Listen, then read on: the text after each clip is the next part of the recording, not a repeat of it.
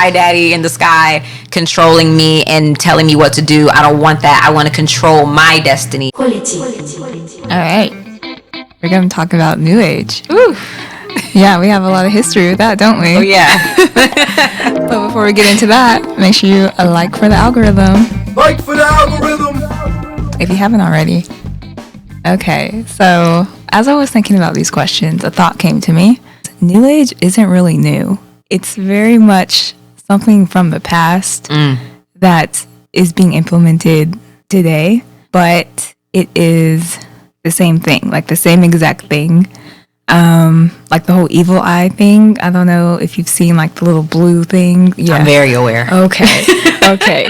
Like that thing, like I saw, we'll get into it a little later, but I saw like a statue of it from like way back in the day. So nothing new is under the sun. Nothing. But it's more like modern age, if you want to call it that. Modern age, new. yeah. Yeah, it's paganism. Yes, absolutely. But people still, like us, we still found ourselves stumbling in it, even though it still existed a long time ago. Mm-hmm. So I wonder if that's because it's just not talked about, or people don't really know as much about it as we think they should. I don't know. Yeah. I don't know. Yeah. But we're going to use this time now to dive in. Let's dive. And prevent someone else from stumbling in it. Yes. Like we did. Yes. So, what does the term New Age mean to you? Well, I can say what it means to the world right now. Basically, new spiritual practices where you can kind of just pick and choose kind of what you want to fall into, whether that's witchcraft, tarot cards, oracle cards, channeling, things of that nature. It involves things like that where you're kind of trying to get in touch with the spiritual realm of the world on your own terms. And that's a big part of it, on your own terms. New Age people seek to control the supernatural, which is in opposition of what Christians try to do, which is allow the supernatural to control them. Which allow is the big part there. But again, with spiritualists or New Age philosophers and things of that nature, they seek to control and reshape their reality on their own terms. That's really what it comes down to. Yeah, that's the big difference there. What were some things that you dabbled in when you went down that road? Yeah, so I didn't do too much, but I did enough to where I believed in it, and I did enough to where it still seemed kind of innocent on the surface. Oracle cards, I had my own oracle cards, even had an altar at some point, a small little altar.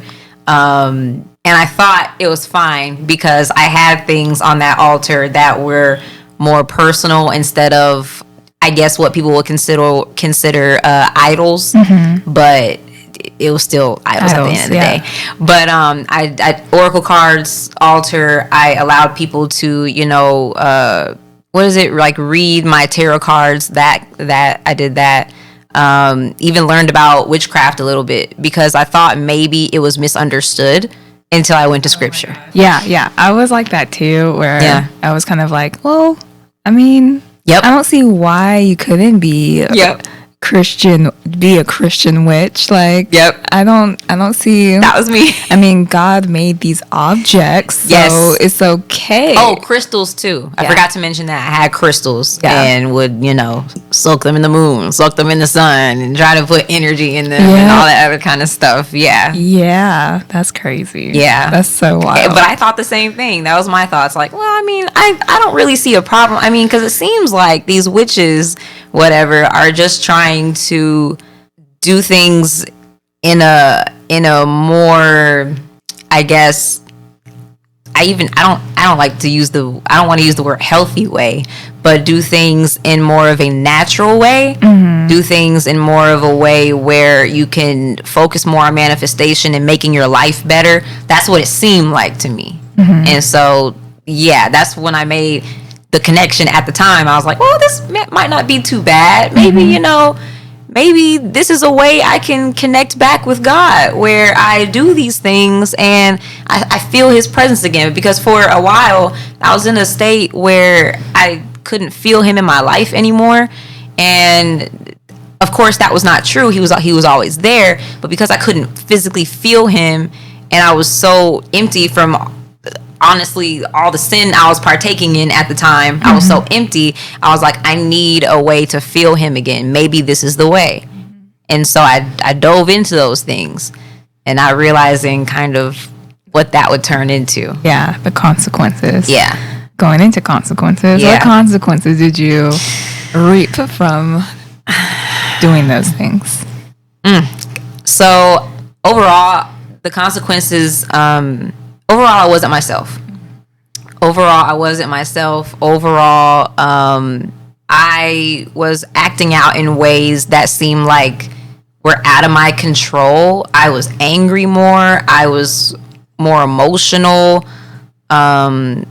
There were a lot of things that were happening to me that I didn't understand. I would go to bed with really vivid nightmares and really be scared to go to bed at night in the dark. I would be seeing things and hearing things and feeling things, and I even tried to convince myself that it was a good thing, because I was opening myself up spiritually, and I just need to let go of the fear and let God in. And I'm like, I wasn't letting God in. I was letting all these other things in. I was opening up my spirit for all these other things to come in, for all these other demons to have a playground inside me. And that's essentially what was happening. And so I felt more empty than I ever had at any point in my life at that point. Even to the point where like my parents didn't even recognize who I was, and they would tell me that, and like even my friends would tell me that too. Like yeah. And so it was a lot of that going on, and I didn't know how to fix it. I just didn't know how to fix it. I was at a standstill, at a crossroads point, when I realized I still was not fixed. These things did not fix me. I was trying to get better. I was trying to get closer to God again, and it wasn't helping. It was straying me further and further away. And it was to the point where I didn't even recognize if the Holy Spirit was talking to me or not, because it was just all so confusing and convoluted with just a whole lot of noise. Just a lot of noise all the time. I could not silence my brain. It was very scary. It was very scary. Yeah, I know. I can totally relate. Definitely relate to that. This is my next question is, why do you think young women, there's such a huge surge of young women turning to that? I think it's the same reason why, women kind of get sucked into these things a lot. It's humans by nature are spiritual, but I think women are more intuitive by nature than men. And so I think we try to seek out the spiritual first and last. And so I think we get pulled into these things more because it feels like a way we can actually connect with our bodies. As women, we really crave like connecting with our own bodies and connecting with our own personhood, and really trying to understand ourselves as women, because for so long the trope of women was we're oppressed. The trope of women was, everything we do is basically wrong. And that was kind of like the mindset a lot of women had about what the experience of being a woman is, that they didn't understand that they still don't, or they aren't understanding like what a woman's essence actually is. And that can be found in the word, of course, but if you're not told that, or if you're not seeking that out, you'll go to other places to seek it out. Like, I mean, I still know, all these celebrity women trying to go to, India and stuff to try to find that spiritual enlightenment. Yeah. A lot of women get pulled into trying to, go out into the world and find that spiritual plane for them, when really it's God, and it's what He already instilled in us. It's Him in us that's already there, and we just have to tap into it by going to His word and praying. And it seems that simple, but I guess it's not, because this country is no longer standing on the Christian principles that it was founded on. And so because of that, we're moving towards a place where maybe a lot of women aren't hearing the gospel as much anymore, or maybe they are hearing it, but they're like, oh, there's other options. And women I think want a sense of control over their lives. Women I think don't understand how they can have that, and so to get that control they seek New Age, because that essentially teaches you how to control your reality.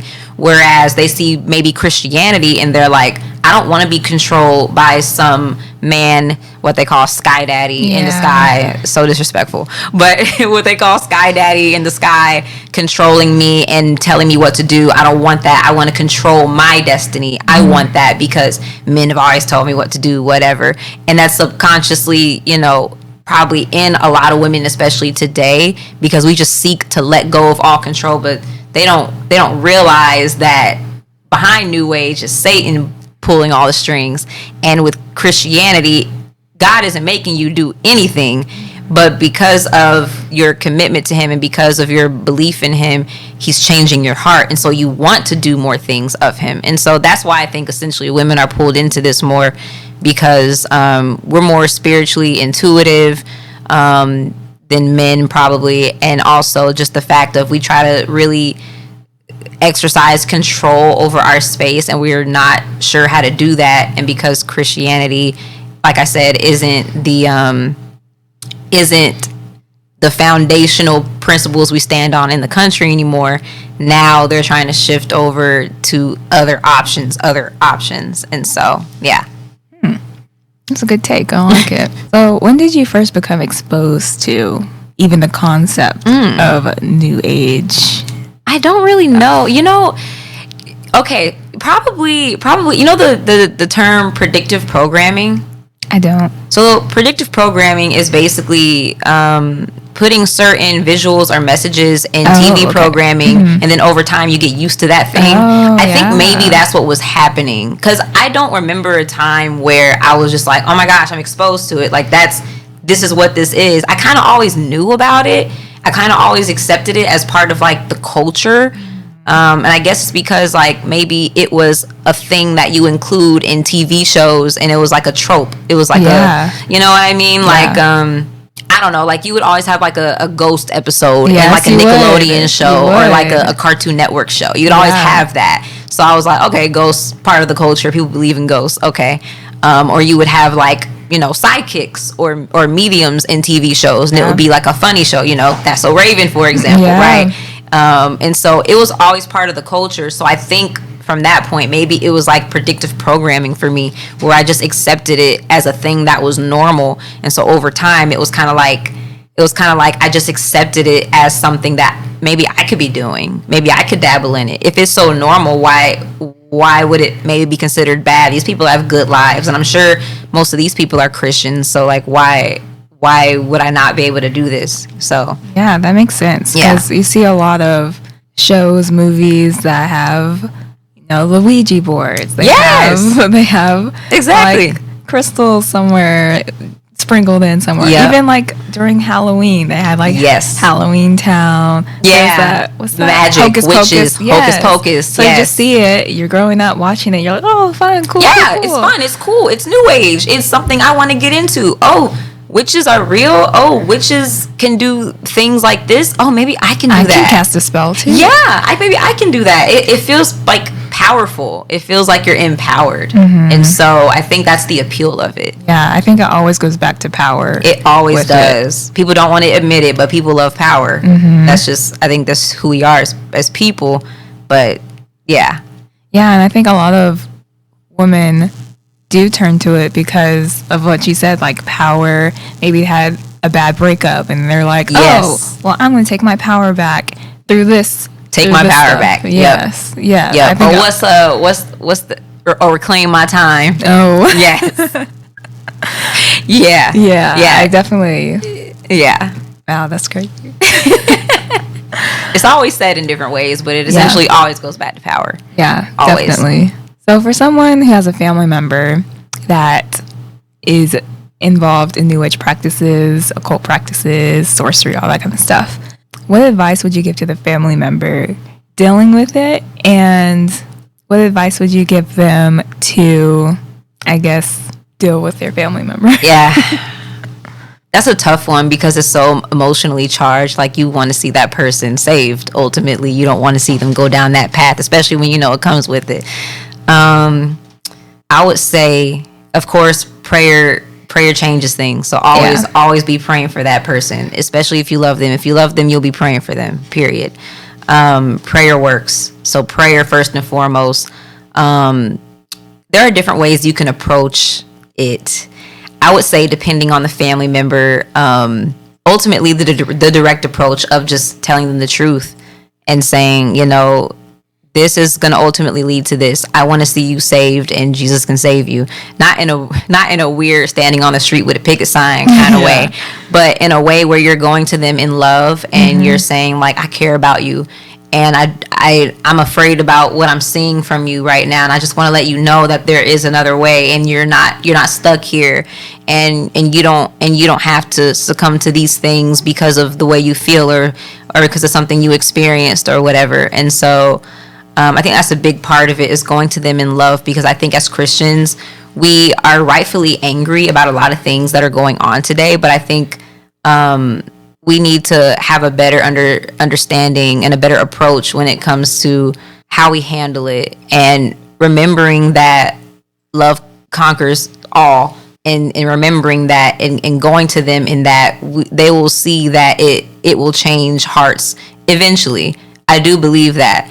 And honestly, even if it never does, I don't even want to say that, but even if it never does, just understanding that you were not going to be able to control that person's actions anyway, and that at that point you just leave it up to the Holy Spirit to hopefully speak to them and help them have a change of heart for things. And so just taking your time, of course, depending on the family member and their sensitivity level and everything, that will determine the approach. But never stop preaching the gospel to them, I will say, in different ways. It can be in different small ways, whether that's just you acknowledging God in your day-to-day life and them seeing that. Allow yourself to be a light to them. Be the example that Jesus was. No, you're not going to be perfect, obviously, because Jesus was perfect, but just allowing yourself to be that example that they can see and wonder, like, man, you even when you go through things, you're still smiling and praising God. Why? And then that's when you can come in and be like, well, it's Jesus. It's Jesus. And so just keeping that in mind and keeping that passion where it's completely understandable why you're upset about, the things that they're going through. But honestly, remembering that, maybe there's a time someone had to speak to you too, or just understanding that we're all human. We all fall short, and we all sin in different ways. Some are just more expressive than others. And so just understanding and remembering that, I think that'll really help that along with eventually getting that person to understand what they're doing, and eventually getting that person to come to Christ. Yeah, prayer and compassion will take us a long way, for sure. It really will. How would you respond to someone that does think that they are God-esque in a sense, and think they can enhance their lives by themselves? I guess I would ask them how do they think themselves that way? Is it because that they believe they control their reality or the things that are around them? Because that's usually why people have that mindset. When they believe that they are themselves God, they believe that they can control every aspect of their reality. And so I guess I would ask them first how they believe that, and then I would go into, well, what do you believe happens when you leave this earth? Do you think you control your spirit and it just goes wherever you want it to go? Do you believe that you're just going to be stuck in the ground? Like, you kind of have to challenge that notion, because in today's time, we're exposed to so much information.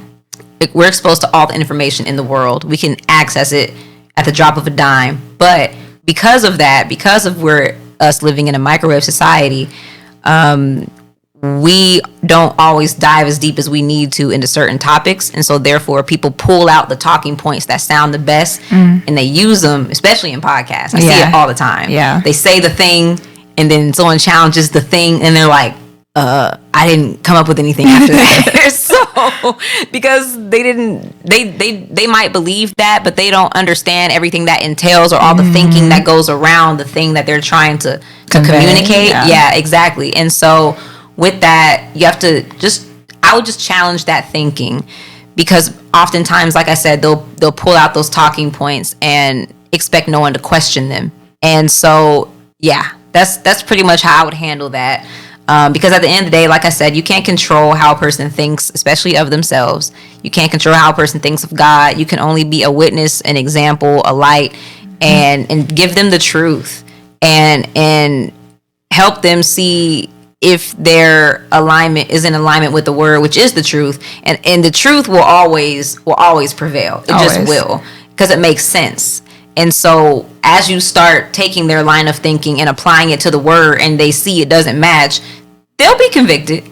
They'll be convicted, but that means we have to know the word. Yes. That's what that means. And so, dive into it and study all you can. The word is amazing. It's like, honestly, it's the greatest book ever. I remember I used to think that it wasn't really not that important, but I wasn't interested in reading it because I thought maybe it was just boring and I know all the stories. Yeah. But as you dive into it and you really study it, you start to really understand the way God thinks of us and humanity, and how we fell short of the thing that he was offering us, and how it'll all end.